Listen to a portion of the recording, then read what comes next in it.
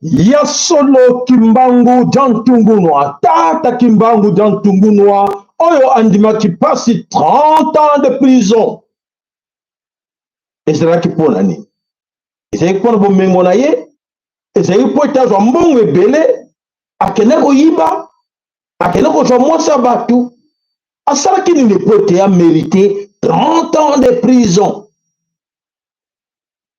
Namaboko, Yabanguna. Et ces Banguna-là, ces impérialistes, néocolonialistes, sont avec nous. En complicité avec des missionnaires, sont avec nous. Les missionnaires, Basaleli Anzambi, Oye Lingaki, Tortiraki, Kimbango, pendant plus de 30 ans de prison. Alukaki Nini, Bitumbanini Oya Bundaki na Bango. Azwaki mwasi na kati na bango, abotonaki mwasi ya batu, ayibaki mbongo ya batu, na lelo balobela bisote. Ces impérialistes balobela bisote, ke mutu na bino kimbango wana, to menasaki ye, to bundisaki ye, po etabimaki na mwasi ya mutu boy. To pa ayibaki mbongo boy ya kesa l'État, a détournaki. Non. Non, ne peut pas lever la bisoté. Pourquoi ils ont tué Maman Kipa Vitandona? Pour nani ba boma ki ba tumba ki Maman Kipa Vitandona vivante. Ba tumbi est vive. Pour nani ba boya ko koma histoire wana ba bomba yango et cause nango eza nini. Et pour nani jugement et salamate parce que les missionnaires là, le père jésuite était là et la justice était aussi là. Soi-disant la justice internationale et ça va équiper wana. Est-ce que besoin la katina biso ba indo? On se pose pas de questions, qu'est-ce qui s'est passé depuis cette époque-là jusqu'à présent? Bah, l'église catholique andimate que oui, bango ba ki mama ki pa vitandona ba présenter même besquisité. Les gens se posent pas de questions. Oh ba tondi ba pasteur, ba missionnaire, ba évêque, ba tondi tina Vatican. Moto moko ta bimisaka dossier wana. Moto moko te. Ba cardinal nyonso ba leka na Congo. Moto moko ta lobake, oui, moi cardinal Malula, je dois savoir pourquoi. Moi cardinal Boye et tout, je dois savoir pourquoi. Nano tete yo katelelo ba mbango nyonso bazo leka ba mbongo ba shole. Bo mituna kako sosolaka. Sosola ndeko tango yango yo. Moko te na kati na bango, oh, des intellectuels congolais, des historiens congolais. Personne parmi bango a bimi sa dossier que non, nous allons poursuivre les colons belges.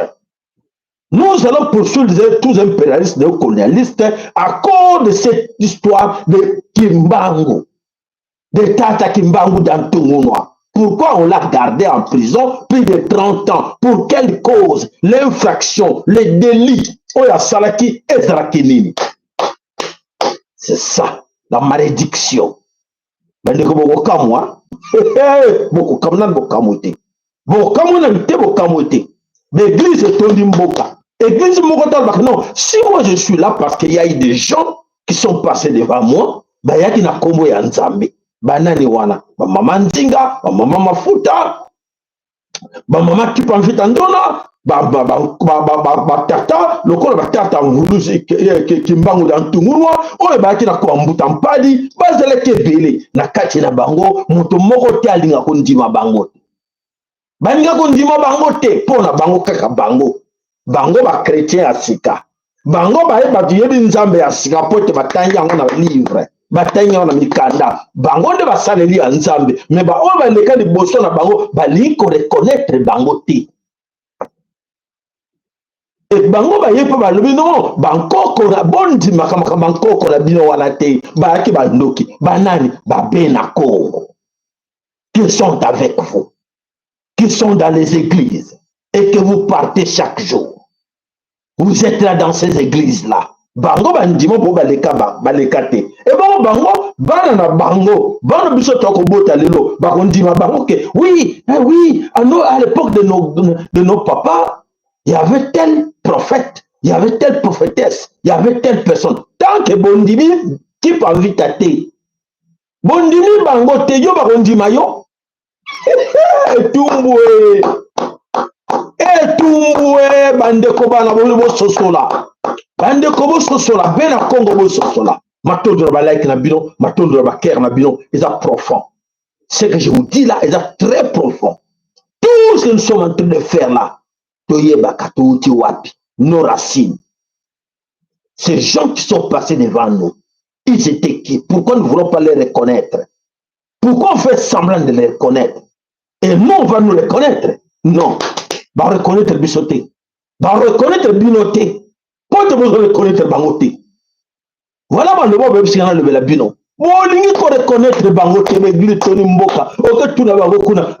Biso makama couper ces liens là. Couper ces liens. Yo lien na yo siko avec Mathieu.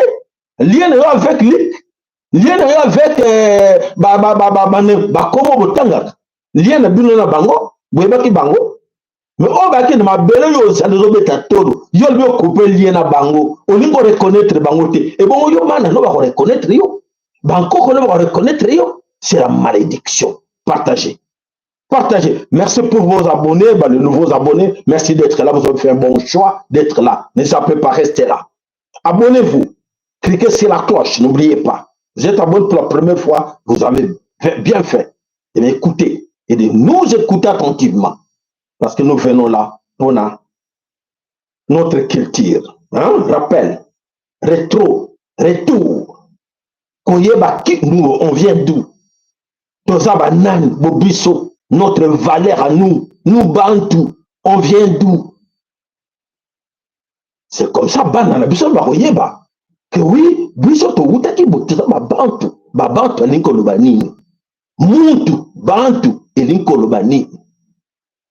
Ils allaient se remettre pour te yo indiquer banana yo bayeba bauta wapi tant banana bakoyeba bauta wapi bakoyeba valeur na yo mama yo papa ne ceux qui ont ça foutiste yo lingo la banana o semati Saint-Luc Israël Israël tout le monde a tout Israël maman na Congo na Israël mboka ne seulement de bosio comme ça qui Israël le mele ndenge na comme maman yo ndo sambela mingi papa yo ndo sambela sa mwana nonini que non poto ba comment on ba Bible Israël donc bus Israël ba sala ngo de bosio à Congo donc Congo yesima ba koko na biso ba yesima ezaki ne ba koko ya Israël po te botanga ka bango bongo ba koko na bino ba kenda wapi bosana bango matondo na ba oyo bazali koyeba valeur ya musala tuza kosala po te ba tshela biso ba like po te ba tshela biso ba ken po na ba soutenir chaîne na biso matondo.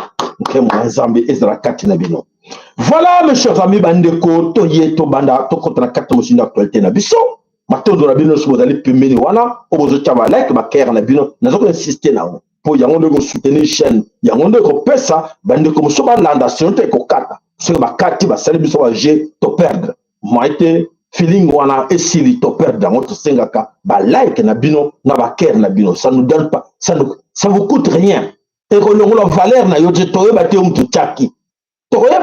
tchaki mais ko bakisala yo donc et que la yo rien mais tu as besoin nango ka ko fina bouton wana ba cœur ko fina bouton wana ya like ce qu'on a besoin c'est ça votre contribution yango wana na mosala to sala makasi pona ko bisa bino bobino pona ko la sa valeur na yo liboso mokili notre travail que ton la sa mokili que yo za muntu yo za na valeur.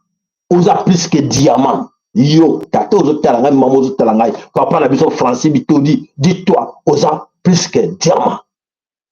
Plus que diamant valeur na yo. En commençant par la mélanine, oh, ils en a pour na yo, ils ont valeur au saganate, so ye bagate. So nous longo la mélanine, wana, c'est la malédiction, qu'on longo la motte, garde ça. Garde ça, papa na biso Jean-Claude, garde ça. Ndeko na biso de Sanchi. Bon, garde ça, matondo, papa na biso matondo, lengo. Alors, na sengi la bino matondo, ba onyoso, bozali wana, tokoti. Tout s'adresse à nani lelo, je m'adresse à vous, les déclencheurs. Je suis là devant vous, les déclencheurs, bah désigner qui bino, bah koko baloba qui vous êtes les éléments déclencheurs. Et nous, on vous attend dans le français. Bah le qui biso, biso tsali bah élément déclencheur, biso bah distinguer la biso de, allez, top ça, pointe bah koko bah tout tourne, biso, il nous observe. Bah zela, ndenge nini, bah na bah côté de ma colonie. Biso toujours, est-ce que bah on n'a pas ce de la bangototé? Et voilà, je m'adresse à vous. Allô, allô. Alors, vous m'écoutez, attention, alerte, vous, élément déclencheur, et c'est à vous de vous libérer. Libérez-vous, libérez-vous. Regardez tout autour de vous, vous se libérez.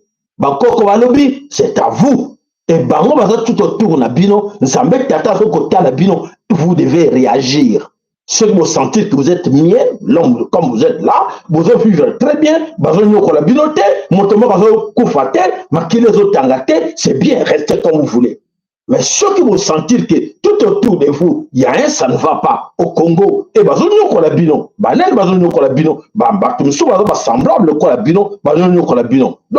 indignez-vous. Il faut s'indigner. Il faut que tomboka. Et ça, vos droits. Vos droits, il y a que tomboka. Non, moi je ne veux plus souffrir. Je dois être libre. Et voilà, Bino, voilà, vous attendez quoi pour vous libérer. Alors il est temps. Donc la victoire est entre vos mains.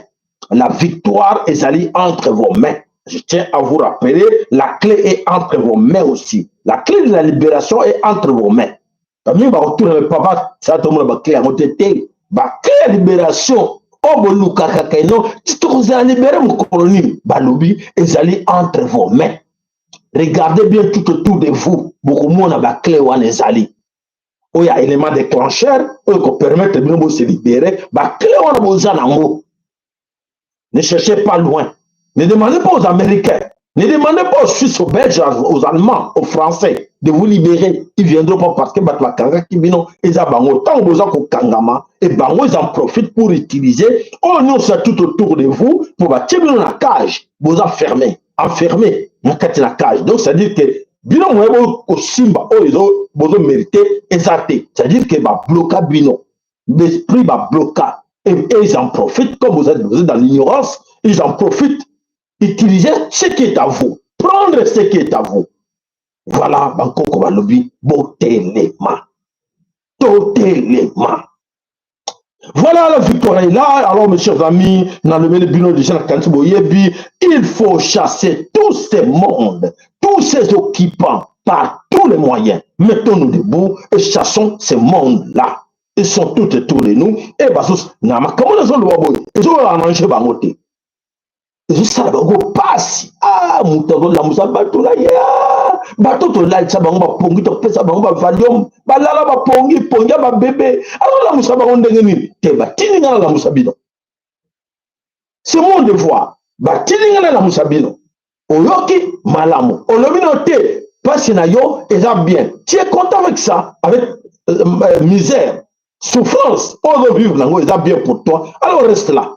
Allez, là le pongi papa, là la pongi. Allez, là, hein, là la pongi, hein, la pongi, bon là la pongi, bah bébé bon là la pongi. Voilà là. Mais choqué, un de parmi vous, bandeko ozo nandanga, ce qu'on l'a que oyebike, makamo na zokoloba, osa concerné que esengel na yo, osara élément déclencheur pour la libération na yo moko. Mets-toi debout. Chers les amis, ne côté passez le message, partagez, partagez. Matondo, Voilà, to telema, to ete to bengal banguna nyonso, oyo batondi na kati nekolo Congo. Alors, je tiens à vous signaler, écoutez-moi très bien. Le Congo aujourd'hui est le déstabilisateur des Occidentaux, de l'Occident. Le Congo, votre pays, est déstabilisé Occident. Vous avez de la chance d'apprendre binoké. Congo, ce que moni l'Occident aujourd'hui est allé déstabiliser, c'est grâce au Congo. Congo est déstabilisé Occident. Alors, il est grand temps, il y a solo Tolbakito, Tozako Lekana Ndeko, Tozako Lekana, porte-parole, il y a Ndeko, Bazana Katina Ngunda. Alors, aza ambition na ligne, toko lekisaye, toko mekana toyoka, to solola, makambo oyo, ezali koleka na kati na front, et situation za koleka kuna na kati na espace Grand Kivu, akolobela biso bongo toko zongela, ba oyo sengeli to zongela na bino na sima. Bolimbisi po ete to sengaki na ye abenga biso po ete bango bada première raison. Alors, voilà toko yoka nanu, yete bananu, qu'est-ce qui se passe là-bas na kati ya front? Oyo, le quota est comme mingi. Le gouvernement congolais aujourd'hui a continué dans la démagogie, pardon. A continué dans la démagogie, oh, il y a détruire Mboka. Il y a comme qu'on facilite, banguna kutuke, ba détruire Mboka. Le nom a comme ça qu'on l'espace, le quoi Lubero. Ah oui, c'est ça, je pense, c'est ça le nom. Ils ont les Canadiens, on a côté à Ovira, ils ont les Canadiens à Bukavu, na quoi ils sont na kati ya Congo, mais comme ça qu'on est à la balkanisation du Congo, bisous toyé bien que gouvernement ils ont bomba, réalité, vraie information ils ont circulé. Alors on profite, bah de quoi passer bisous information nini, et ça qu'on les kakuna. Alors le sako moi mboka iskayo zali. losako mwana mboka tosepeli mingi matondo mingi koyamba biso na kati ya émission na biso ya bana elonga. Donc omoni ke tozali na kati ya émission na bino Papa Soyala. En tout cas vraiment tosepeli koyamba bino na ngonga oyo. En tout cas losako mingi matondo mingi matondo bandeko bazali en direct bazoka yo diaspora mobimba eza kolanda biso papa toyi totuna yo mikolo l'équipe ebele situation ezali ndenge ni situation sécuritaire bien sûr na kati na kuna toza koyoka ba information ya modèle na modèle oyo ke bawazalendo basali boye bakimi barejoindre kuna bawana kuna bakimi bawana kuna babomi tokomona ba information ndenge bamassacre bandeko na biso na kati ya Lubero ya kosakana te bamassacre ki bango, excusez-moi, na mboka oyo tokobenga makanda babomaki bato tokomona encore oyo esali biso mpasi tobandi koluka yo tokomona na Lubero na kanisi oyo eskizenga soki na prononcer très mal le nom. Donc bamassacre encore les jeunes, bakati bango mitu, vraiment bakati mitu lokola banyama, babandonne makili esopani. Alors nyonso wana qu'est-ce qui se passe, situation ezoleka ndenge nini? matondo mingi Papa Sayala tosepeli makasi na ndenge boyambi biso na kati ya échelle na biso ya Papa Sayala. Makanisi ke mokili mobimba ezolonda biso, diaspora nyonso na bandeko banso bazolonda biso. En tout cas toye na lombango mpona kotalisa mokili mobimba na maezolika na kati ya este ya Congo. Premièrement vraiment tolobi vraiment bolimbisa biso parce que tozalaki na kati ya système na biso awa na mboka makambo eza ebele. Alors nde ezalaki tindaki biso vraiment te bana koleka te na kati ya émission, mais kasi lelo oyo tozwi nguya ya tata Kimbangu mpona toleka na kati ya émission na bino. Mais kasi toza na mawa mingi ya kotalisa bino ke biso toza na kati ya makambo oyo bandeko na biso bamaki bango na kati ya secteur ya bapere na Mangurujipa wana toza na Grand Nord Kivu, plus de 30 morts oyo babomi bango, bakati bango mitu, basali makambo en tout cas ya sumu. Mais kasi biso toye mpona totalisa moke ke vraiment tozali tozali na kati ya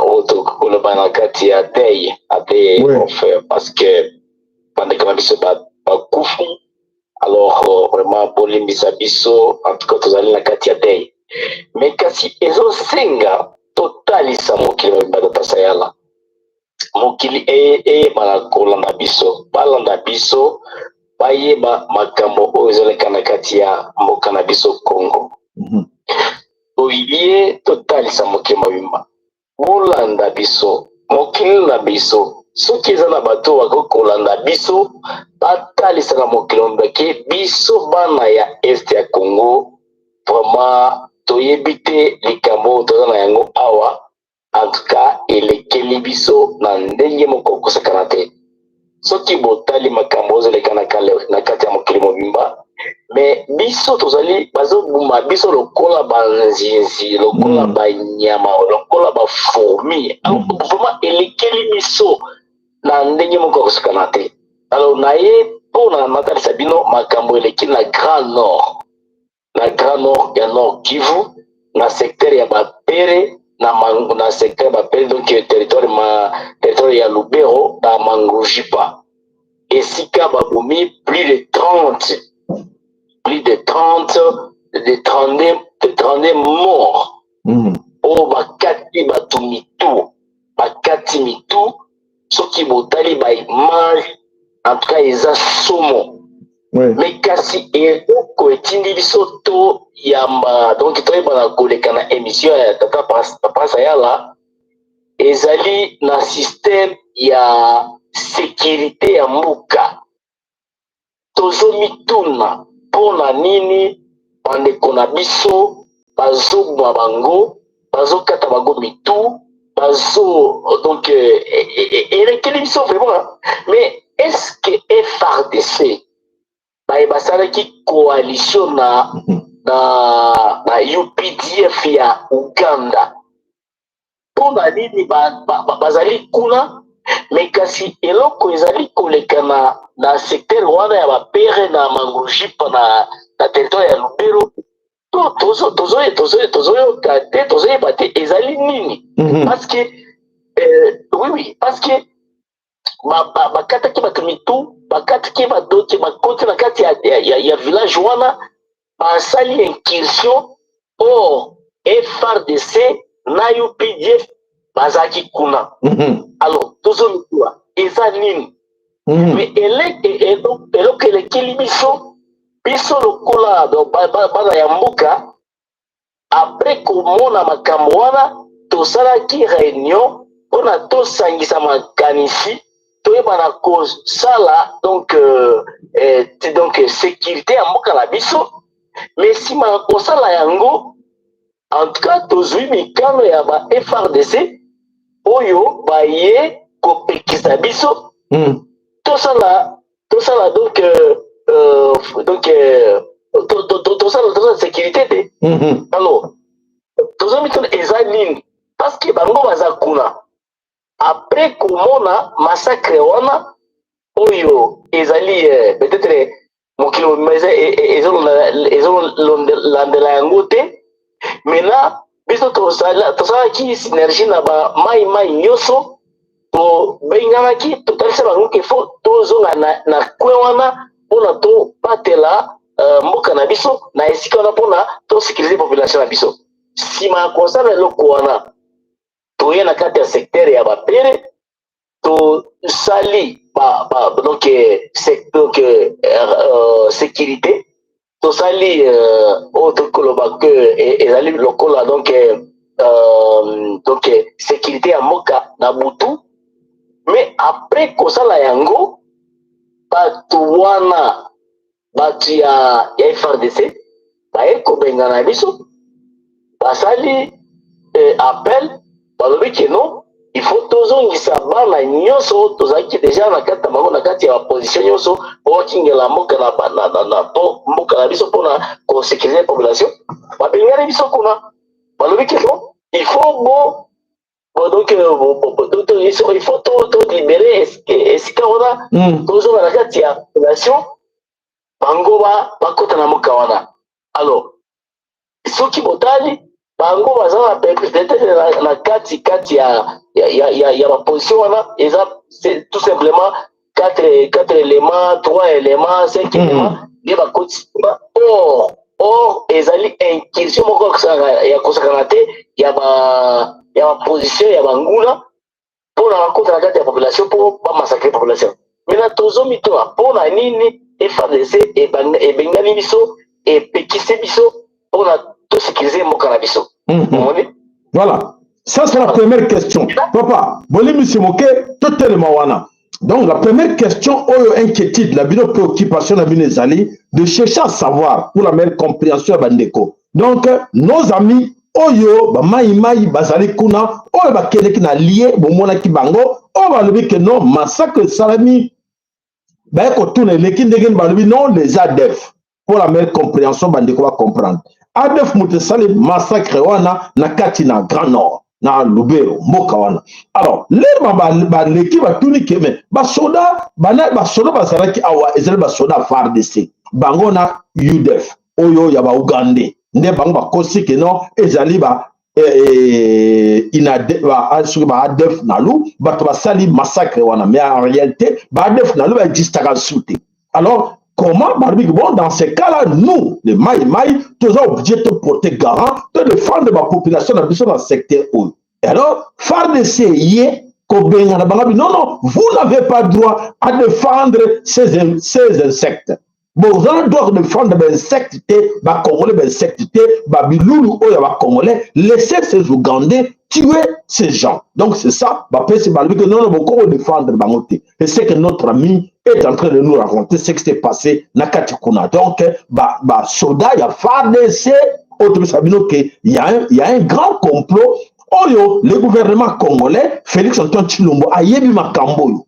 A yebi makambo très bien parce que moi, la Museveni, ou a Kendeke Panaye, a Yamba Kiye, a Pesake Mbongo, a Pesake Orda, qui ne sera pas massacre, autre moyen na Kamanda, non, toujours comme on a awa. Alors, objectif pour Félix Alingi Ni, a massacré les Congolais, nyonso, et que yé, a dans les Congolais, ou quoi? Voilà, papa, la kanti, bandeko, va comprendre très bien la question où il pour te éclaircir, bango, la kanti, boyebi, ndenge, ba like la bino, ba ker na bino. Alors, papa, todo koyo kayo, na ki éclaircir, bandeko, malbe pa na yo.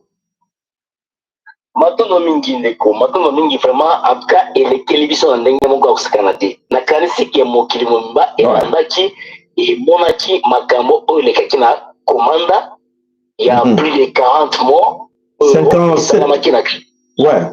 Il y a écrit wana sima na massacre wana oye kozonga na kati ya secteur ya bapere na territoire ya Lubero donc bapere esika les 15 basalaki massacre omonaki yango nalakisaki baimage yango plus de 32 alors na yango wana biso tosalaki réunion lokola bana mboka tosalaki réunion tobenga tosalaki tolobiki non il faut donc tosala réunion mpona tokengela mboka na biso toyeba na kosala sécurité mais na nsima ya kosala eloko wana après donc kosangisa bagroupe nyonso ya bamaimai na bana nyonso mpona tosala donc baposition nyonso oyo tokanisaki ke ezali donc ligne ya banguna wana totiaki biso mpona tosécuriser population na biso.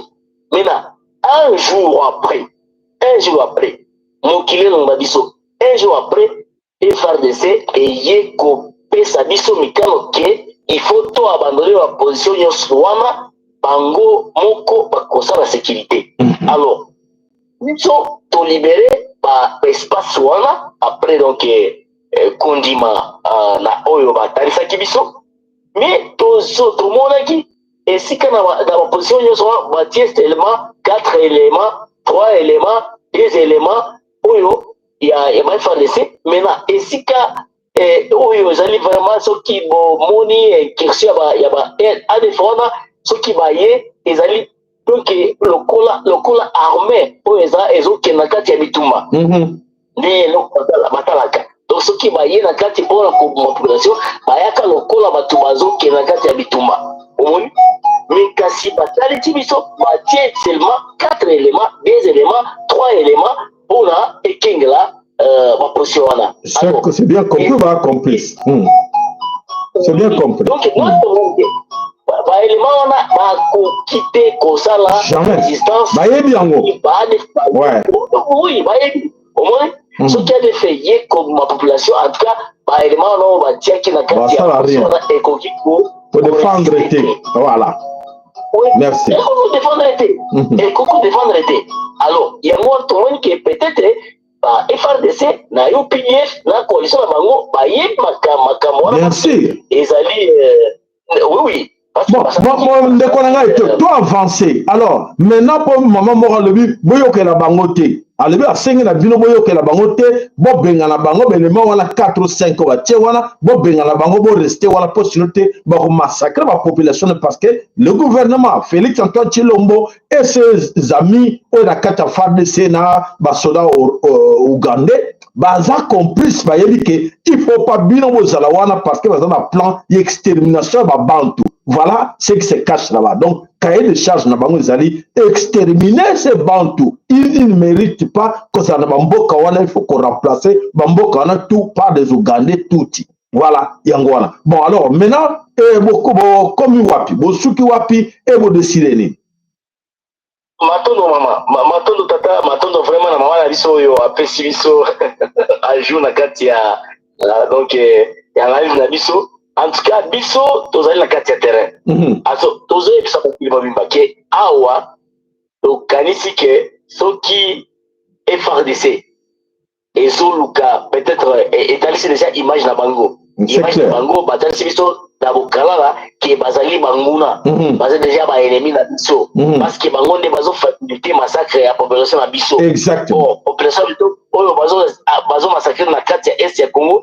C'est-à-dire que système na bango ya balkanisation na système ya bango ya extermination ya peuple bantou, c'est-à-dire que bayebi pikamo bazo préparer. Alors yango wana bito lobi ke il faut pas na nyonso ya bamaimai bayebaza na kati ya Lubero, bayebaza na kati ya Mangushipa, bayebaza na bisika nyonso ya donc ya Grand Nord, bayeba ete vraiment population il faut se prendre en charge et bengana munguna banda na FRDC na UPDF na ba agresseur nyoso. En tout cas tozali à côté les ma il faut to bengana munguna to eba que la gouvernement qui a quitté ça ezali complice na ba bazo mabiso ba eba ete bisto ba toza na kati ya mboka na biso. En tout cas toyebi déjà tomoni déjà na bokalala ke en tout cas le gouvernement Kinshasa ezali complice na bayebazo mabiso et c'est ça pour le moment. Donc to se prendre en charge toyeba na ko pengana munguna na mboka na biso ya Est ya Congo na partie ya Grand Nord. Matondo mingi ndeko Matondo. Bon, alors, Toyoki Bino na kansi bosi décision moko ya bien parce que ceux qui ont la autant va communiquer de presse ou même les gouvernements en question, on va comme planifier auprès des rebelles que vraiment tous les bâtis tous avoir autant les va communiquer et donc ça va humiliation monene ya comme moi que nation le Congo et comme ils l'ont humilié, ridicule face ya bateau tous comme moi coup armé en côté aux buncha biso ba comme ko lela bakomi kolela auprès ya nini auprès ya Ougandais auprès ya Rwandais bakomi kolela donc tozoyeba te tozokende wapi et wapi Félix amemisi biso. Donc alors bandeko soki tozokolobela bino tokoloba tout le temps. Si vous croyez que celui qui est là à la tête de ce pays c'est votre fils et votre frère et il est là pour l'intérêt du Congo ou l'intérêt des Bantous, parce que le plan de l'extermination des Bantous, Félix a déjà accord que exterminez-les. C'est la vérité. Exterminez-les. Après ça, exterminer. Alors, Bako Sabino que les ADF n'existent pas. Pour les ADF, qui ont le même âge que Museveni. Baadef na même âge que Museveni, na moment où la cause de l'activité, et pour quelle raison, Baadef baza ba réfugié na kati na Congo, bakata so ba Congolais mitou depuis tout ce temps wana, bakata mitou et le bakata mo koma. Donc c'est bien clair.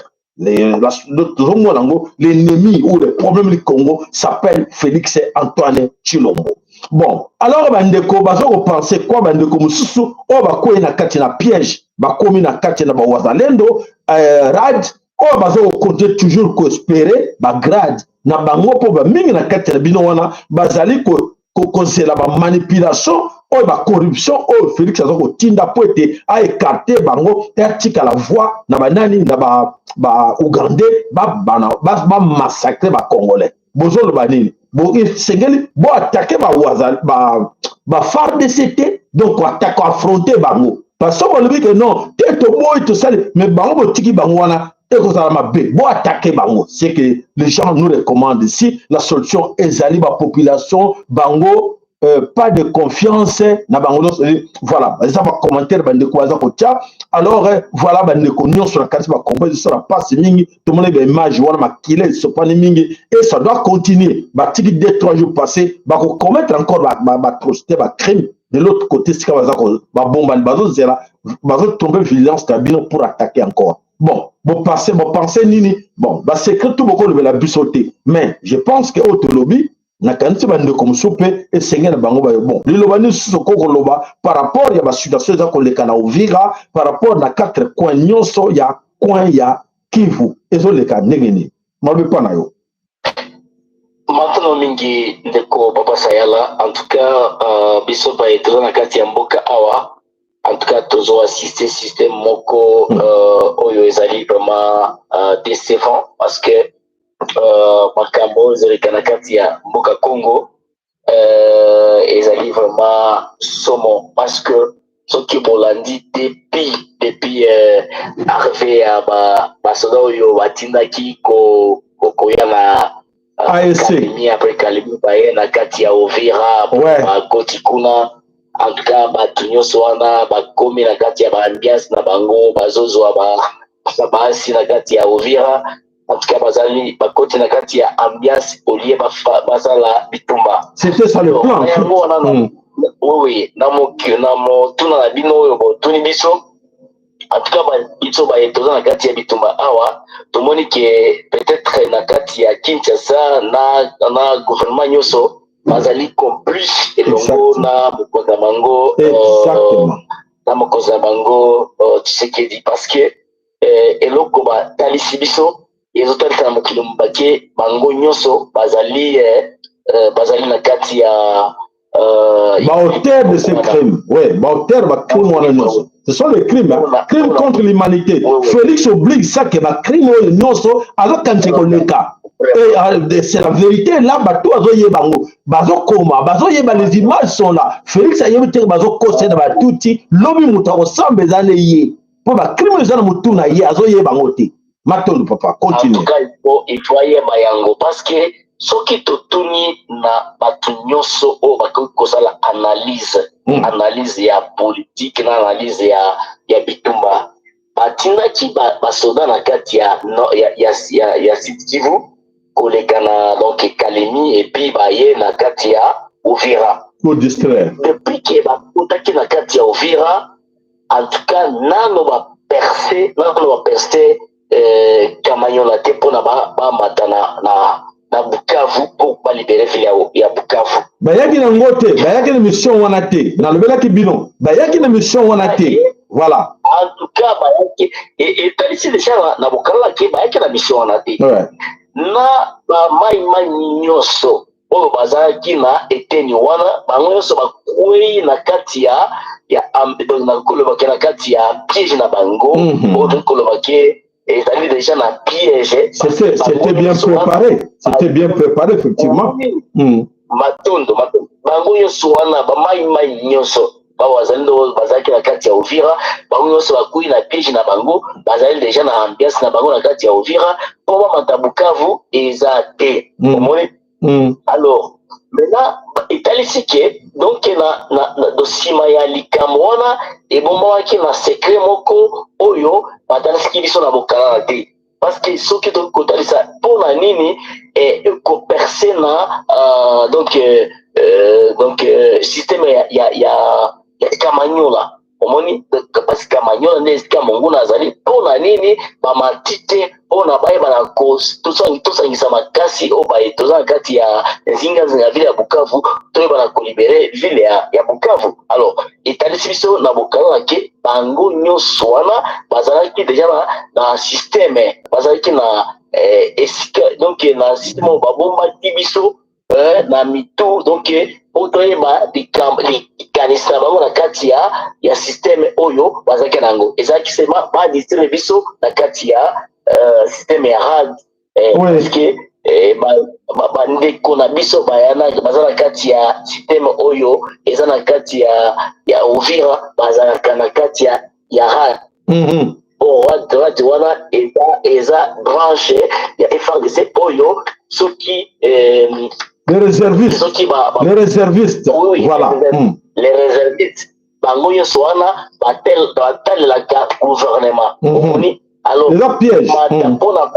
Oui, eza piège parce que tout déjà que les micro nyonso baza na kati ya Uvira soki ezaki na kati ya résidence ya biso mais les baza déjà na kati ya ville ya Bukavu mais comme baza na kati ya rad wana mata eza te parce que bazotosa libeko na bango na kati ya système ya Chilombo, système ya rad oyo ezali vraiment nakolobaki ezali système oyo ezo distraire opinion po donc bafacilité banguna bayeba na kobalkanize este ya Congo. Donc Chilombo ayebi likambo oyo tozoleka na yango na este ya Congo. Donc makila nyonso oyo tanga na kati ya este ya Congo eza na motu ya Chilombo ayeba ete mokolo moko akofuta yango parce que toyebi te mpona nini asakrifie population na biso ya este ya Congo. Voilà un peu data na biso sayala. Matondo c'est bien clair, je pense que ndeko Matondo mingi na passage na yo Matondo bandeko balandi yo parce que dans la ba communiquer dans comme belé oyo te ko mona vraiment qu'il y a une grande complicité o te ko mona le gouvernement congolais, donc pas le gouvernement congolais, mais on dit on accuse Félix Antoine Chilombo le complice, c'est lui le problème du Congo. Donc tant que Félix est encore là au pouvoir, mes chers amis, il faut continuer à plairer. Si vous souhaitez continuer à plairer vos morts, nos amis, alors continuez à soutenir RAD, à soutenir les Ouazalènes. Pour les Ouazalènes, la plupart sont des branches Oyo, nani Justin Bitankwira, na Yakotumba, créer qui peut être créer confusion, na kati na ba mai. Et aujourd'hui, le mai ba côté na kati na confusion, et ba soda ba utaki kalemi, ba yaki na objectif wana toloba ki ngoke.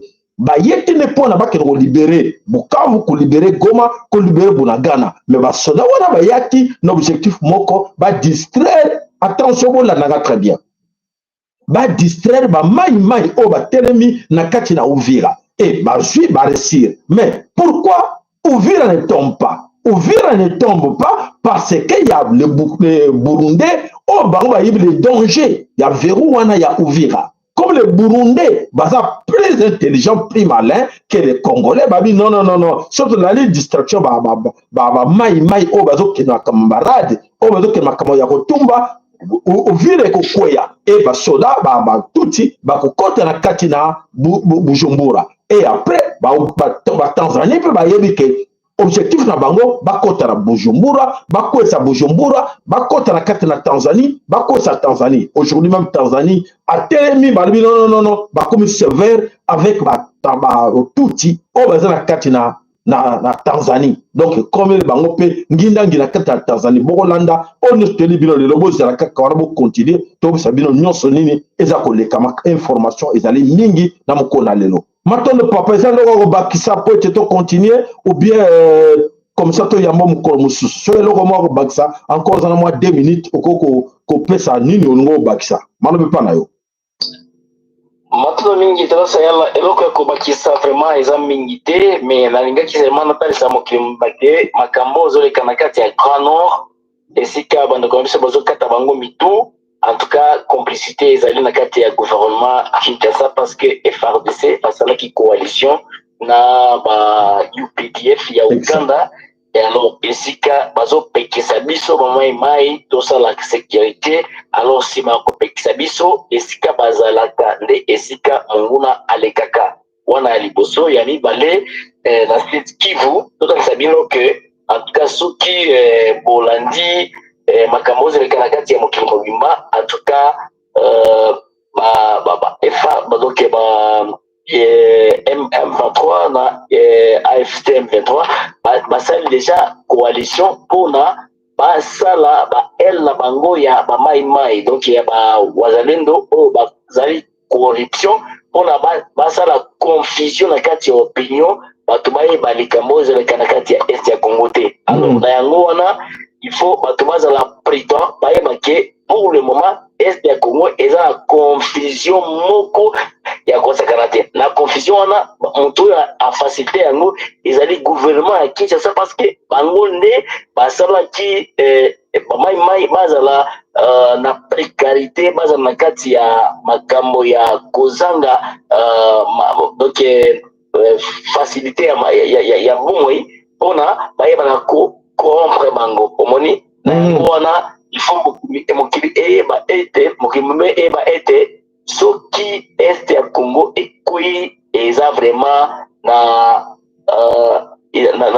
gouvernement ya Kinshasa na mokonzi na bango ya gouvernement oyo tobengi Tshisekedi bango nde ba facilité donc système ya kobalkanize to ya kokweyisa este ya Congo batondo mingi vraiment matondo tozali wana soki lobi situation ezali mosusu okoko ya po ete olobela biso ozali libre ya koleka à tout moment. Merci mingi papa na biso matondo mingi.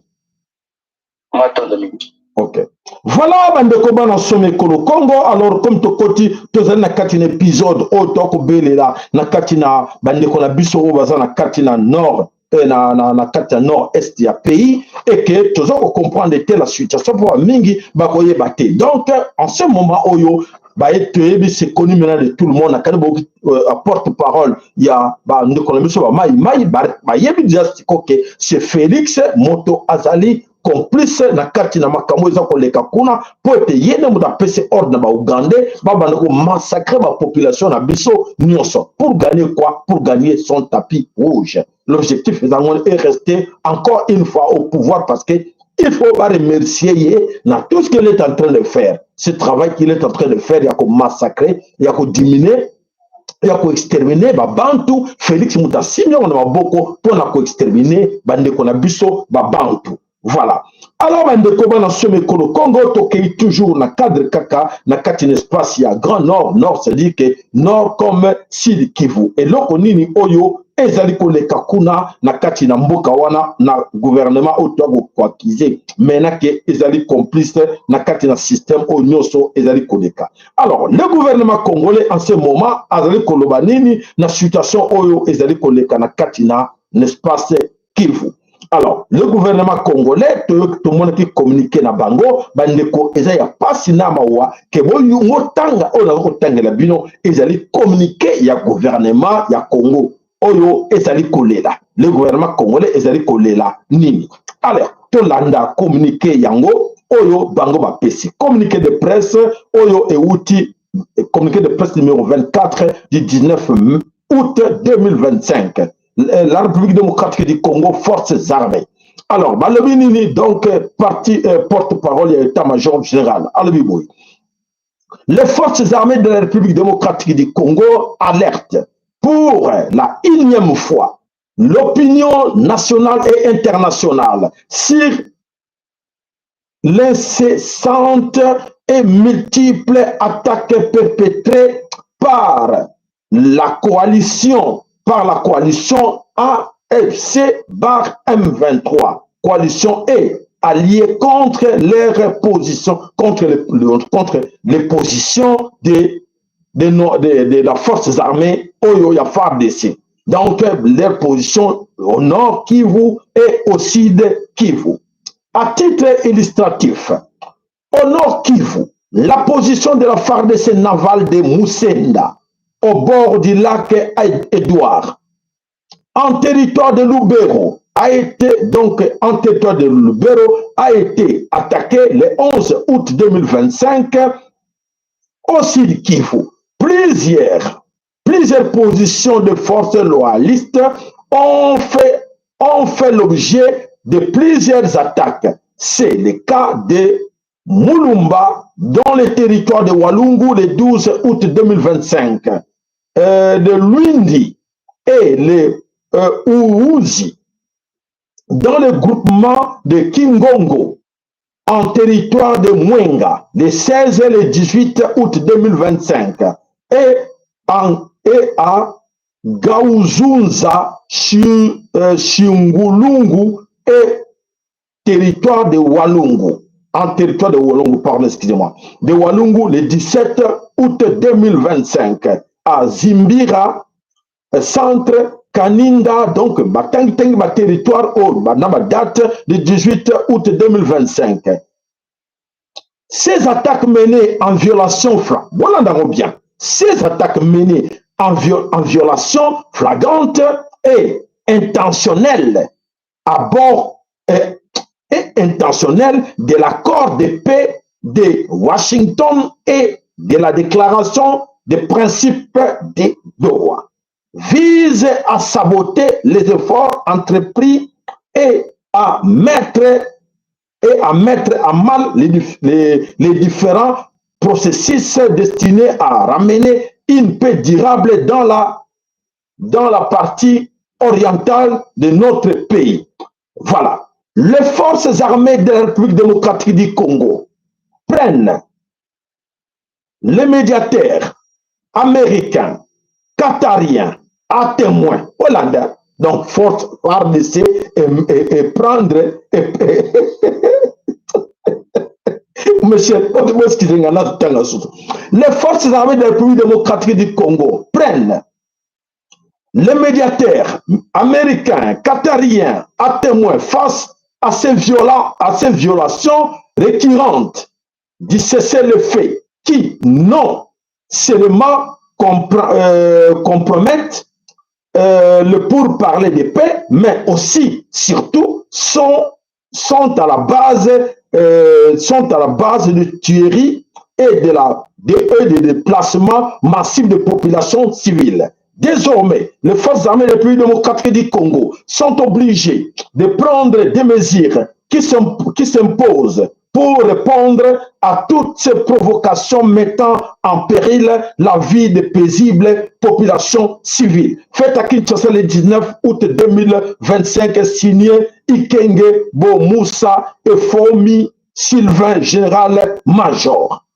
Alors, mes chers amis, nakanti boyoki totangeli bino nyonso communiqué de presse oyo le gouvernement congolais est adressé qui depuis hier. Alors, alors, on se pose des questions. En écoutant, en suivant, pour sentir que le gouvernement congolais est en train de pleurnicher.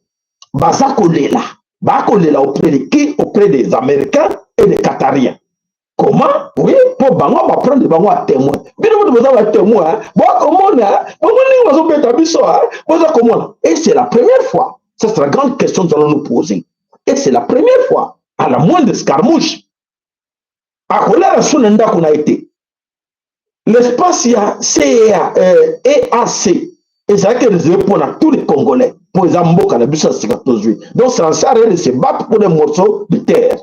Bango wana, Bazoko Boma, Bandekona Bango, l'espace à EAC.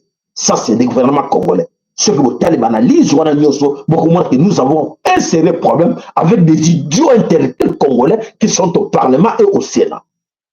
Des idiots congolais qui sont au Parlement et au Sénat. Et aux autres Congolais qui croisent les bras, et après, c'est bien bon pour plaire, pour te victimiser, ajouter le nombre. Non, ça ne fait plus, ce n'est pas 12 millions, et ce n'est plus 18 millions, c'est 20 millions de Congolais, et après, on va compter, oh non, c'est 50 millions de Congolais, mais nous allons plairer jusqu'où, mes frères? Bandeko, tokolela ti wapi, moto bakisakaka pour ça plaisir, na agenda na biso, to contacter le nombre de morts. C'est ça, ça vous fait plaisir. Et bon, l'auteur de tous ces crimes-là est là. Félix Antoine Chilombo, Hippolyte Kanambe, Nanga et consorts. Ils sont auteurs de tous ces crimes qui passent là-bas, Nakati Mabele Kolo Congo. Et les autres, c'est bon, c'est bien bon de rester comme ça et de continuer à pleurer parce que c'est facile à pleurer. Comme vous aimez bien pleurer et aller crier, Nzambe, Nzambe, Yakota la biso de Kamboy. Mais Nzambe après ça, bien, beaucoup noso et Seigneur la biso va comprendre lui. Nous sommes là. Vous êtes des éléments déclencheurs. Faites-les. Nous sommes là. On vous attend. Le 4 janvier 1959, c'était quoi? Quand seulement histoire, il y a match. Et il y a qui élément déclencheur. Combien de personnes sont là qui élément déclencheur? Il y a que vérité. Et Babengana qui bango nyoso. Et maintenant, vous êtes des fainéants. On attend quoi? On attend les Américains, on perd ou bien, on va aller chercher les Sénégalais, on va chercher les Maliens, on va chercher les Burkinabés pour venir nous sauver. C'est ce que vous voulez, vous Congolais. C'est ce que vous voulez. 12 millions de Congolais, plus de 15 millions d'ailleurs, qui sont sur Kinshasa. Et ben, on y a facilité. Facilité. Attendez, vous aimez bien ça. Allez, continuez. Vous pensez que ce que comment on communique?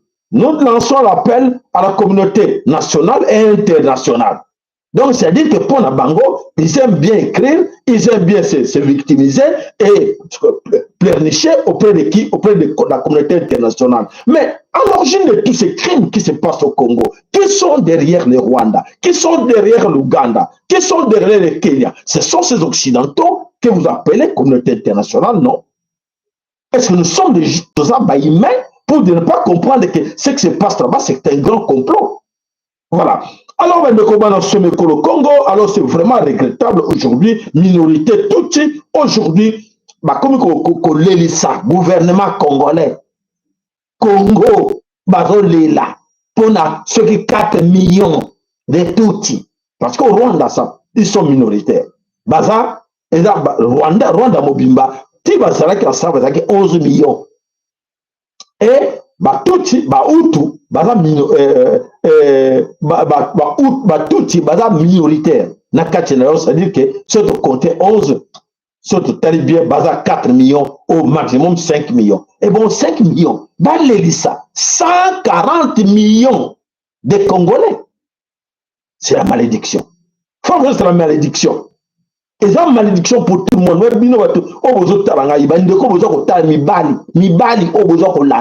C'est la malédiction pour la bino.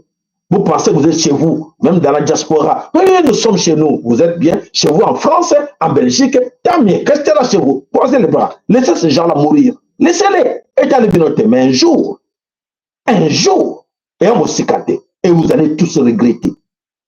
Vous allez tous regretter que, mais non, moi j'étais au courant de ça. Mais pourquoi serait quelque chose qui était au courant de ça? Et là, on va se poser des questions et qu'on allait papa ça on dirait boy. Ah bon, on dirait boy. Ça va continuer à comme on dirait boy. Maintenant, ça y est, porte-parole, il y a des collègues qui ont besoin du soutien à Bino. De soutenir Bitumba Oyo. Bino parce que vous avez trop cotisé avec Rwanda, beaucoup cotisé avec Tchen Tshisekedi, l'IDPS, avec Apareko, avec l'IDPS, et vous croisez dans vos bango Bakenda.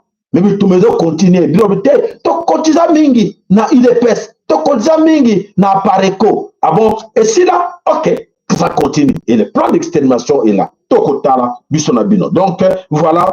Tout ça honte devant tout le monde. Donc, on voit vraiment que voilà, tu le Momoto a mené Congo, na Sony, ne Sikota Koloba, Mawa, pays, Oyo, ya le Mumba pays, en voulu ce qui m'a dans tout le monde, et comme il l'a humilié, tu n'as ne voit à boyke, tout ça qu'on l'a battu, tout ça qu'on l'a tout le monde. Donc, comme si Bango Makasi, comme si tout Rwandais power, hein, le power, non, power tout, comme force, comme très fort, comme massacré. Comme 140 millions de Congolais, on a 4 millions. C'est honteux pour nous tout ça. Et ça sonne, hein? Et ça sonne pour la mission de Sozo Yoka. Et Moussou a partagé à mobiliser bandeko to que non trop c'est trop, il faut que tout se mettre debout. Non, à préférer à s'aligner toujours dans rang, il y a des victimes pour que à continuer coller là, pour que les a facile pour tout le monde. Basi balela, bana biso balela, bakoko balela, ba maman balela, yo pe tata, yo pe mobali, yo jeune pe lela. Allez, continuons à pleurer, on verra bien. Voilà bandeko bana some kolo Congo to zongi sikoyo na katina. Nanzela rapidement y actualité du jour au Tobombela Kibino o isa koleka na katine kolo Congo. Alors, bandeko bolanda bino batu oyo bo mesana ko trahir Congo. Botala sort na bino. Allez, tokei, top. C'est parti. C'est parti. Oyo tokomona makambo. Chef de la province de Katanga. Sorry boy bolimbi si to zongisela bino ngo tine bandeli. Et alors, comme ça, bon, landa très bien, bah, oyo, bah, ça va très, très, mboke, kolo, Congo, bota, bah, sort, nini, oyo, et oyo, bah, ndeke, bele, bah, ye, bah, teke, makamwe, bele, oyo, salamaнаkat, de kolo, Congo, to vivre, yango, et puis la trahison continue. Alors, to landa, bah, traître. Allez, suivez. L'Algérie aurait vengé la mort de Lumumba.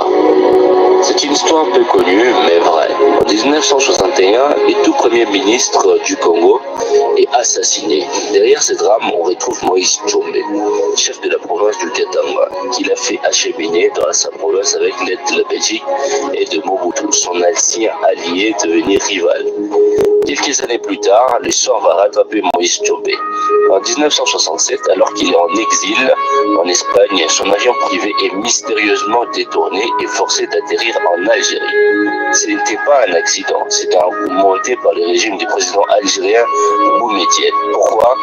Parce que le président algérien ne pardonnait pas le rôle de Tshombe dans la mort de Lumumba.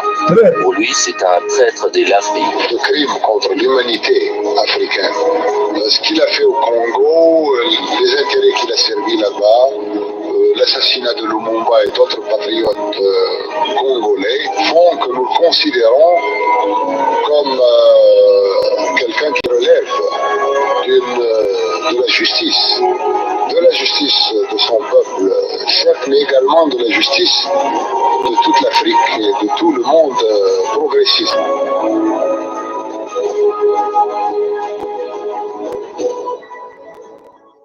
Voilà. Vous avez bien suivi. Pour nini Tshombe liwana ye ezalaki na kati na Algérie. Et loko nini ezalaki Tshombe akufa atra la kati na Algérie. Bolandi yango. Traître. Bandeko histoire kamusaki ngai. Bandeko ebele bayebaki teke ya solo Tshombe azaki d'avion privé et bon ya kansaki ke au moins makamtolo wa kabino ba traître. On s'adresse à Félix Antoine Tshilombo. À croire que utiliser les occidentaux. Oui, c'est bien bon, tu es au pouvoir, allons-y, on va te protéger. Après le pouvoir, voilà le sort qui était réservé à Tshombe. Tshombe qui était trop sur l'argent à son nom, tout était à lui. Mais après, il a été trahi. Yewana bakundai na kati na Algérie. Yewana torturer na Algérie. Toyeba kamote nzokate akufaki na Algérie na kati na prison. Voilà. Pona nini pona liwaya Lumumba. Ah, nakanisi boyoki ngai na okebinoso. Alors tokei wapi na lokati na Lumbango. Na makambo oyo ezali koleka na kati na mabele kolo Congo to bandi nanu na kati na Kinshasa. La situation qui se passe na kati na Kinshasa ezali nini? La situation qui se passe na kati na ezali distraction munene oyo ezali koleka na kati na ville ya Kinshasa. Nani oyo dossier tokobenga oyo Constant Mutamba. Constant Mutamba, comment sommes-nous arrivés là, na kati na mabele kolo Congo, que il y a solo Constant Mutamba qui était proche à Félix Antoine Tshilombo, avant il était avec Kabila, Hippolyte Kanambe. Alors, Hippolyte Kanambe azalaki ayom d'encourageaki jeune homme na kombo ya Constant Mutamba, oyo tobeyiriki araki ministre de la justice. Comment aujourd'hui bah, Constant Mutamba abandonné par Félix Tshilombo. Qu'est-ce qui est arrivé? Pour te expliquer, Bino, qu'est-ce qui s'est passé réellement avec Constant Mutamba? Alors, tout d'abord, en image, Bolanda. Lelo na kolobela Constant Mutamba. Constant Mutamba azali muzalendo ya mboka ya Congo. Yo Félix, olingi okanga Costa Motamba. Zali papa oyo. Willy Ngoma. Okeyi kokanga Costa Motamba. Costa Motamba asili Zalendo. Voilà. Alors, ndeko na biso moko kasaye, alobi ki solo Costa Motamba zali wazalendo, alors Costa Motamba torke na kati na Kinshasa, les jeunes. Voilà.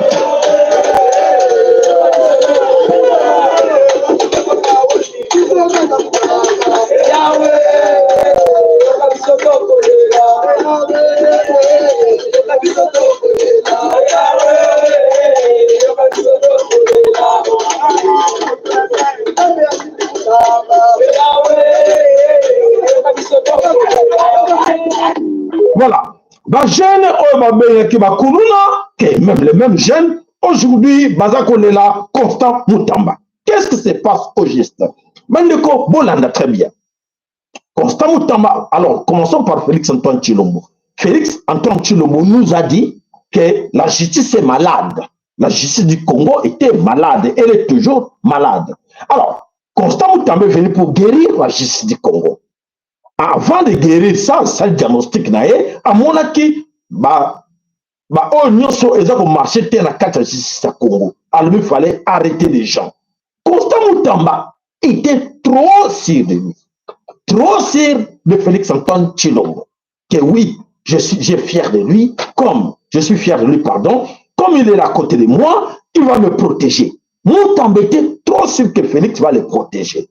Comment Félix a abandonné Mutamba et pour quelle raison? Mutamba aye à l'obli Ngaï, il faut attaquer Rwanda. Oh, à l'obli, oui, Félix a lui, très bien, oh, bien joué mon frère. Comment mon jeune frère, très bien, il faut attaquer Rwanda. Et Constant Mutamba ajoute, il faut arrêter Hippolyte Kanambe alias Joseph Kabila. Ah, mon frère, très bien. Ah, il faut lobby, Vital Kamerhe, tout ça, les dossiers, et ça va empoisonner Vital Constant Mutamba pour la première fois. Par qui? Par les Tutsis rwandais, les 3K, Kagame, Kabila, et puis Kamerhe. Empoisonner Constant Mutamba. Pour effacer. Constant Mutamba, Tata, Zambé, Abatelier. Constant Mutamba Azawana. Félix a dit, non, je suis avec toi, ne t'en fais pas pour avoir peur. Et lui, il avait toujours confiance en Félix Tshilombo. Alors, monsieur, je continue à travailler. Alors, je suis là. Les jeunes aussi vont soutenir Mutamba. Bravo aux jeunes. Bravo aux jeunes, on va comprendre pour soutenir Constant Mutamba parce que Azaline de Konabiso, moi, le Congo. Il faut les soutenir. Les jeunes, bravo. Bravo, j'encourage tous les jeunes de Kinshasa. Malgré, tout yaki wa mususu wa kanisa kike te abano sera pour votre bonheur pour la traiter justice ya Congo. Alors, maintenant, qu'est-ce qui se passe entre Constant Mutamba et Félix Antoine Tshilombo qui vient d'abandonner totalement Mutamba? Félix de lui-même a encore abandonné Mutamba parce qu'il n'a pas affaire avec Mutamba. Mutamba n'a rien fait avec Félix Tshilombo. Mais, sous ordre, il y a de tout empire Imatuti. Parce que on a connu des grands voleurs comme Vital Kamerhe. Vital Kamerhe a volé plus de 500 millions de Congolais, de dollars. Vital Kamerhe a détruit l'économie du Congo. Vital Kamerhe est là en train de jouir toujours avec l'argent du Congo, n'est-ce pas? Oui. Mais Vital Kamerhe a été arrêté pour quelque temps, battu en prison et puis exilé. Mais Tshilombo, qu'est-ce qui ne va pas? Cet homme, Mutamba, a travaillé pour toi. Cet homme Mutamba, tout ce qu'il faisait là, c'était toi. Je te dis toi. C'est toi qui l'avais. Si vous voyez comme ça, on a plaisir. À cause de Mutamba a travaillé avec vous. Il vous a soutenu. C'est tellement que comme quelque temps que il travaille bien ce jeune homme. La justice, voilà, ça va, c'est bon. Mais qu'est-ce qui ne va pas? Pourquoi l'abandonner? Félix, pour la nini, aux autres abandonnés, Mutamba, on met des Tutsis rwandais. Pour la nini, Félix, aujourd'hui, et vous, parlementaires, sénateurs, vous montrez que, oui, comme sous ordre de Tutsis, non, voilà, moi, je vais le vous kangi minoko la bino. Vous kangi minoko ticket la justice. Justice en corrompue. On suit ça de près. On voit qu'on sent vraiment que, mais c'est quoi ça? C'est vraiment la justice malade. Félix, on voit que justice là qui est malade. Et même justice malade, aujourd'hui qui condamne Constant Moutamba. Et vous voyez ça normal. Et vous, les jeunes de Kinshasa, vous avez mobilisé tout Kinshasa pour dire que non, même aller casser, même parler du peuple, parler de la justice. Voilà. Pour la non, parce que là, c'est exagéré. Sous ordre de Rwanda, sous ordre de tout Rwandais, on condamne Constant Moutamba. Ils sont en train de malmener Constant Moutamba. Et vous êtes tous là. Vous observez. Donc, on a dit non, à défendre le Congo pour remonter shit au gouvernement ya Chilombo et abandonner et bien sur le Kangi Maboko. Le Congolais au Kangi Maboko. Et non, et tel bichoté. Dossier wana botuna mon yibi a le bosso à yibi. J'encourage pas le vol. Mais est-ce que mon yibi comme montant bat lobby o mutamba yibi o bazoka akizeye. Est-ce que l'équipe montant va détourner la Congo tilelo? Bon, la bicho réalité. Félix, explique-nous un peu. Bah, montant, bah, détournement, bah, l'école, non, l'autre, oh, comme il est père de famille, c'est un père de famille, laisse-lui, Nicolas Kazali, père de famille, laisse-lui, à détourner, bah, millions, boutique. Mais qu'est-ce qui ne va pas avec Moutamba? Félix, raisonnons un peu. Raisonnons quand même, oh, c'est le raison que le Moutamba, je ne connais même pas les gars. Je ne l'ai jamais approché. Je ne le connais pas. Mais et ça, il n'a pas en analysant, en regardant tout ce qui se passe. C'est ridicule, le monde entier. À côté, les garçons ont bien travaillé. Ces garçons ont bien travaillé. Laissez-lui travailler. Voilà. Merci. Allez-y, continuez. Voilà. Bon, moi, la sort de Binonoso, Nicolo Ezerikoya. Voilà, mes chers amis. Le mal de Moutamba, c'est connu qu'aujourd'hui, parce qu'il a menacé le Rwanda, il a menacé Kagame, il a menacé Kabila, il a menacé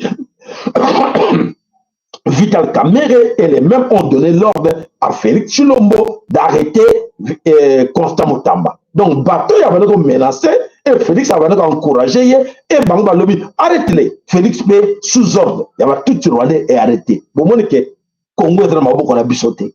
Gouvernement est dans le Maboko, on a bissoté, parce que c'est le tout qui décide. Et non, nous sommes en guerre contre le Rwanda. Nous sommes en guerre avec les Tutsis. Et voilà. Voilà, voilà,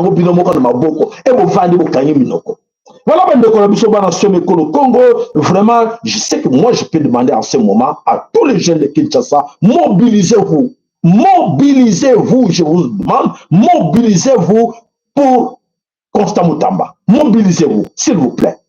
Il est grand temps, mobilisons-nous pour Constant Moutamba. Alors, Félix, aux Congolais, quelque part, banana yo bande kona yo toyi bango nyoso. Toyi bango bazala problème te. Mais il y a solo ozo sala pour la garçon na Moutamba et ko coûter le peu cher un jour. Attention Félix. Na lobi na yo attention pour cette histoire de Moutamba là. Voilà. Merci pour la compréhension. Tu vois que la biso va conseil to pekisa ko kene na Washington on dit marqué. To pekisa ko kene na Doha on dit marqué. To pekisa ko na Amérique on dit marqué. Mais pour Moutamba, laisse-lui tranquille. Laisse-lui. Pour écarter, on pouvoir écarter, mais vous ticket tranquille, bon empoisonné, pour te lever les laqueurs, et les garçons là, il y a Koufi et ça s'arrête là. Non, on dit non. Voilà, mes chers amis, aujourd'hui, si vous comprendre la situation qui se passe, dans Congo Mobimba, si le titre que aujourd'hui, le Congo est commis, ils ont déstabilisé le monde entier. Pour ne pas seulement dire qu'ils ont déstabilisé l'Occident, mais que le monde entier, ils allaient déstabiliser à partir du Congo. Pour la ligne, Congo, ils ont déstabilisé le monde entier parce qu'ils ont les derniers pays. Les derniers pays où ils ont la liste, il y a avant la disparition. Il y a les occidentaux, les impérialistes. Avant de disparaître, pour la banque, il fallait que le Congo ait disparu. Et alors, comment le bango que bazo kende pouvoir na bango hégémonie na bango esili, mais Congo est tikali ba balkaniser en côté. Suivez-moi mes chers amis. Ba balkaniser Congo te, voilà baza kolela. Le Congo est déstabilisé au Occident et alors aujourd'hui ils ont sous-estimé le Congo de Kimbangu. Ils ont sous-estimé le Congo de Vulus Kimbangu dans tout le monde. Des mamans qui peuvent en fait en donner ba non ma divinité là-bas, mais ils étaient trop sûrs que arriver à balkaniser le Congo facilement. Et les choses sont devenues un peu compliquées. Et alors, ils croyaient qu'aujourd'hui, comme en tant que Félix facilitateur, il va leur permettre de balkaniser le Congo, mais comme les banques compliqués, aujourd'hui si on condamne Félix Tshilombo parce que Félix Tshilombo a son meka n'a pas tout. Que non, on va essayer. Même si il faut éliminer ces gens-là, éliminez-les. Parce que c'est calme. Parce que mon sanga ma bé, n'albaki botika espace wana bazwango et bango bazo boya. Bango. Donc voilà ce qui se passe au Congo et bango va déjà que bako kokate même ba bomi ba congolais nyonso et que attaques congolais moko à côté pour dire que non. Bon, organiser Congo. Nous allons prendre bino. Voilà le combat dans ce Congo. Malheureusement, les choses vont très mal pour les occidentaux. On va dire trop sur les bangos, mais les choses comme c'est compliqué, bango mabé. Sort, il y a confusion, on est confusion dans le nord Kivu, confusion dans la carte na sud Kivu, confusion dans la carte na Maï, confusion dans la carte na gouvernement, et n'oubliez pas la grande confusion dans l'Occident. Bonanda. Les Américains étaient proches aux Européens. Et l'on est divisé l'Occident, Américain, Européen, Congo. Oh, il y a qui te joue à prendre maintenant. Congo, on est divisé Bango. C'est au moins comme la difficulté aujourd'hui. Donc, les civilisations du pays morts à souk, alors balkanisé, mais échoué. Alors, aujourd'hui, éviter que Makambo, Nyonso, grand-parent, il faut balkaniser le Congo. Il faut souka me bamoni bazoko kele puissance ta bango sili Makambo tout bamoni ke bakoko kayango te poete kimbangu alaki bango ke yazali kolo Congo wana. Alors ya solo bandeko banilotique basuki mayele suki bango parce que comme les occidentaux ont tenté bango ba échouaki des années 60 et en 2025 balobi non, il faut maintenant avec vous les nilotiques, vous les Tutsis, essayez. Nous on est derrière vous, on vous suit. Et bamoni bango peke ba échoué mais banilotique balkaniser Congo et voilà la situation oyo est compliquée. Alors vraiment ezali très compliqué. Même Yomo Tshilombo azo la te pour être assuré qui bango ngai avec mes bandes des Kassaïens, tu vas arriver à manipuler tout ce monde dans les... Ne vous en faites pas. J'ai l'IDPS. Quand je dirais IDPS viva, ils vont manipuler tout le monde. Mais là, maintenant, ils ont compris que échec total, échouer, plan Yako balkaniser Congo. Donc, bon, Ngungu Nyoso, Oizako le Kawanate, Nepsibino déjà que échouer, plan na bango, Nyoso, Oba Kanaki, Kosara. Allez, Toké Nalombango, ya solo bandeko. Tolexebino image moko lekek tolobaki ke colonel moko commandant moko akufaki na avion na mwasi na ye baziki na kati na Kisangani nzoka te ezalaki un tuti wande oyo azaki général na kati na Congo. Alors tolanda image po ete tuti wana nde akufaki na kati na avion wana. Voilà ba corps ba regroupé ba corps wana nyonso ekei Rwanda. Donc voilà, avion au Kimbamati, au Zikati, voilà les gars en question est là dans la photo. Yé wana corps na yé ekei Rwanda, azaki Congolais mais azaki général na kati na Congo. Voilà la malédiction, avion na yé koi et voilà corps na yé ekei Rwanda. Alors mes chers amis, la Tanzanie aussi a décidé, comme de chasser, comment chasser la Tanzanie. Aujourd'hui, nous revenons sur un événement. Selon nos sources, cet avertissement fait suite à plusieurs incidents impliquant des ressortissants rwandais sur le sol tanzanien, utilisant des prétextes d'affaires ou d'études pour mener des activités déstabilisatrices. La présidente Hassan a été claire. La Tanzanie n'est pas la RDC, toute tentative d'ingérence sera sévèrement sanctionnée. Dans cette vidéo, nous allons analyser en profondeur les enjeux diplomatiques et sécuritaires de cette mise en garde, ses implications pour le Rwanda, et ce que cela signifie pour la stabilité de la région des Grands Lacs. Nous verrons pourquoi cette position ferme de la Tanzanie pourrait marquer un tournant dans les relations bilatérales Dar es Salaam Kigali et influencer l'équilibre géopolitique régional. Restez avec nous pour comprendre tous les détails de cette situation explosive. Voilà. Voilà, Tanzanie, Siliki. Tanzanie ont compris que il y a tout empire Imatuti et ils allaient déstabiliser aussi Burundi, Tanzanie. Et voilà, Tanzanie va comprendre, va petite mise en garde, na kati na gouvernement rwandais, oyo empire imatuchanobi, attention, vous faites erreur. Et Tanzanie, ce n'est pas le Congo. Hein. Vous avez corrompu tous les Congolais, mais les Tanzaniens, attention, Tanzanie n'est pas là-bas, on va connaître Dar es Salaam, va connaître Tanzanie, Tanzanien. Drapeau na ye comme américain va content les Tanzaniens kosakana Congo Tanzanie nyonso azali agent ya sécurité agent ya renseignement Tanzanie nyonso eza lokola na Congo te ke yo bako corrompre yo o texte leki na mwasi o texte ya na mwasi na mama na bino na école pona ba peso kaka mbongo o somba sapato o somba montre cher o likide famille bango bazandenge wana te et voilà ba mettre banani en garde. Voilà mes chers amis, Congo, la lutte continue, la lutte est là, mais parmi les gens qui ont lutté avec nous ensemble,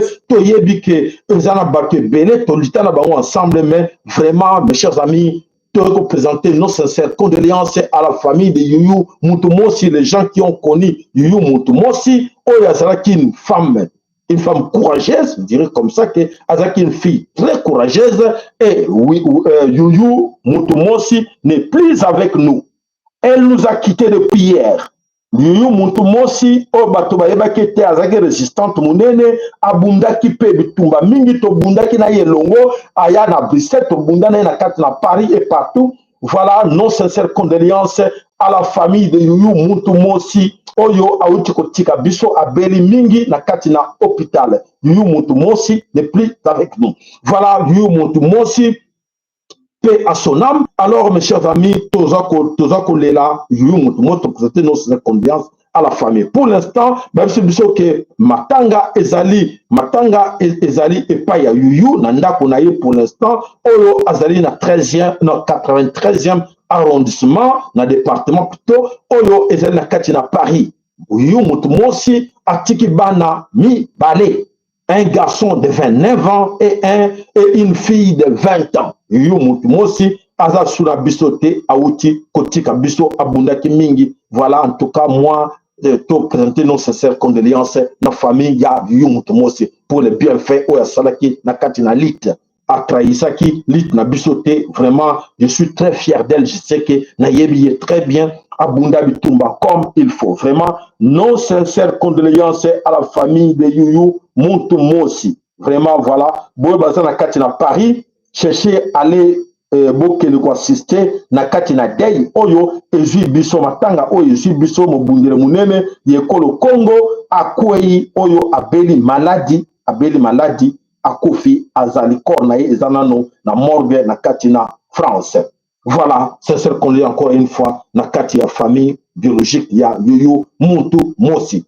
Alors bandeko bana somekolo Congo tango pe pusani na biso molai. Alors, tolobi ki ya solo makambo nyonso ali koleka na kati na ekolo Congo na kati na mobili to kati na mokili toko mona Congo ezo jouer impact monene na kati na mokili ba européen affaibli confusion na kati na Europe. Allez, bona na lombango. Aux États-Unis, les chefs d'État européens sont dans la salle d'attente pour rencontrer Donald Trump. Regardez-moi cette photo, mesdames et messieurs. C'est tout simplement incroyable. Vous les voyez un peu comme des écoliers qui attendent d'avoir une réunion avec le directeur d'établissement. Ils vont se faire chicoter. Mais il y a des photos comme ça qui vont rester dans l'histoire de l'humanité. Franchement, cette photo-là, ça donne vraiment l'impression que les Européens vont se faire éclater par Donald Trump. Et d'ailleurs, Donald Trump en a un tout petit peu profité. Déjà, Donald Trump a préféré rencontrer Zelensky tout seul avant de rencontrer les dirigeants européens. Et d'ailleurs, qu'est-ce que ça a donné? Trump a félicité Zelensky pour le fait d'avoir porté un costume. Il dit, bah tiens, pour une fois, t'es bien...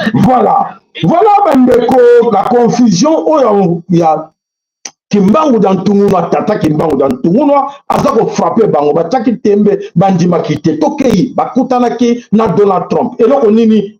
Certains se moquaient des 5 chefs d'État africains quand ils prenaient la parole devant Donald Trump. Mais la scène ressemblait plus à une salle de classe.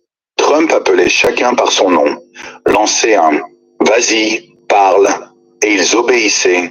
Thank you very much, Mr. Prime Minister. Thank you very much, Mr. President. And thank you. Vous like vos cœurs, s'il vous plaît. Like le cœur, Nabilo. il y a à peine 6 jours, jurait que Poutine ne voulait pas la paix, a fini par déclarer devant le monde entier que Poutine veut la paix. Le visage fermé, presque résigné, Ursula von der Leyen se montrait ferme, exigeant que Trump se range contre Moscou. Mais aujourd'hui, docile, presque effacé, comme s'il avait perdu toutes ses âmes. Quant à Emmanuel Macron, encore parler pour lui, crispé, nerveux, m'écrasé par le poids d'une réalité trop lourde. J'ai entendu au moins 10 fois le mot « garantie de sécurité ». Mais Trump a rappelé que Poutine avait déjà accepté celle proposée en Alaska 5 fois. Le mot « cesser le feu » est revenu. Et 5 fois, Trump a répondu « il n'y en aura pas ». Aussitôt, les visages se sont assombris, surtout celui du chef de l'OTAN. Voilà, mes chers amis, c'est la puissance du Congo dans tout qui a été joué. Vous sous-estimez Mboka Nabino. Vous avez une grande puissance de nos divinités. Oh, ils ont que bon moment la Katuana, vous avez pas de que Belém c'est bino avant-hier. Vous avez le quoi les seki, mais ben encore qu'on a biso, nos divinités, nous sommes tata, tata. Pour Tulendo, Wamba, Kalunga, Oba, comment nous sommes bien, Bangkok, on a biso, Aza debout pour défendre le Congo. Nos divinités, Bangkok, on a biso, autre Sakibinoke, Bazal, Bessem, Bana, Binobo, Kokate, pour Nimbo, Mini, facilité, Mini, mais biso, Mota debout. Mais tout ce qui est bino, vous êtes des éléments déclencheurs. Bangkok, on a biso, Gingana, le Bino, vous avez la blague. Bah lui, vous êtes des éléments déclencheurs. Et alors, la grande confusion qui règne. Nakati na mukili mobimba, baza affaibli. Les Occidentaux, le mal qu'ils ont fait au Congo, la France, les Européens, ils ont fait du mal au Congo. Et maintenant, karma, baza fouta. Comment tu croyais qu'aujourd'hui, les Européens, ils à genoux devant Donald Trump? Oh, non, on s'en fout de lui. Et là, voilà, confusion en Zambie. Et nous, c'est sous obéissance, il y a un grand prêtre. Poutine, oyo azopesa or nzamba za sirie, nzamba za siribango, obo komona, nzamba za sal miracle na oyo benga Ibrahim Traoré. Vous avez comment? Quelle est cette puissance là? Comment ces garçons-là, comment ces 3 AS, Basimi Mokili et Moutako Boucher Bangwazalité? C'est la force divine.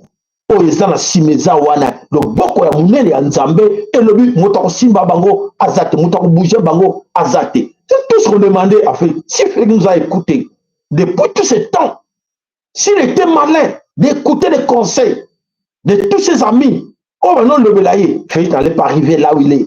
Maintenant, avant quand chacun te dit et c'est un qui tapis rouge pour le respect, mais à quoi ça boit? Dans le belaye qui est bané bané, oh le Félix à quoi ça boit mon kondi, mon quoi mon kili, oh ya botama, oh ya comment mon kondi, à ça moi quoi ya quoi ça boit, azate. Si pas mon kili ko yaka, tu es ko kufaka et quoi appeler continuer, mais où on te ressemble encore Félix à vous alakate. Bon le belaye qui ne sait bien ni, malabananga inganga, qui vivra verra. Et voilà, tout ça comme mon ango, Nakatina, Mabele, Yekolo Congo, la situation que nous traversons aujourd'hui, donc Congo et le Ningsamokili. Bah, comme ils confondus, bah, Idaki Rwanda, aujourd'hui, ils sont tous, d'après Bango, bah, le monde bouge. Alors, mini-polaire, un monde, oh, ça bouge, le monde de mensonge. Aujourd'hui, la distraction des impérialistes, néocolonialistes, coup de théâtre, l'ONI, IS, donc ONI, l'Union européenne acquise Kagame, le Rwanda, pour leurs implications sur le massacre de plus de 20 millions de Congolais à l'est du Congo.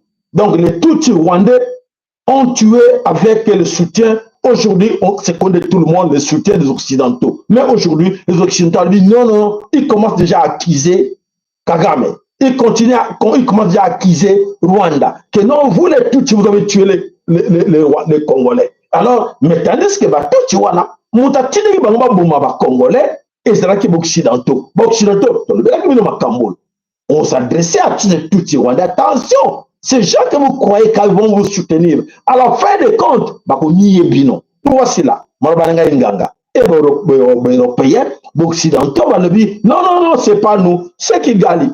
C'est les Tutsis rwandais. Et ça commence à chauffer. Bravo, ça commence à chauffer. Et voilà, ça va chauffer. Qui vivra, verra.